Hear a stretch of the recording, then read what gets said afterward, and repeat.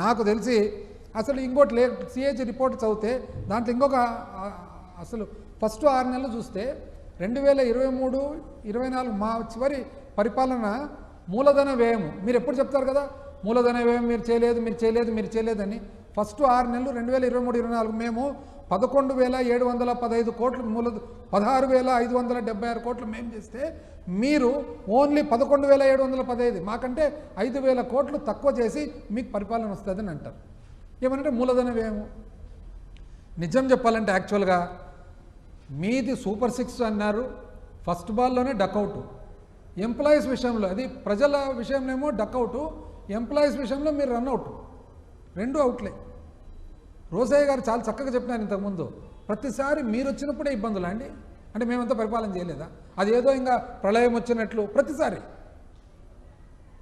అసలు స్వాతంత్రం ఇప్పుడే వచ్చినట్లు, ఆంధ్రప్రదేశ్ రాష్ట్రం ఇప్పుడే.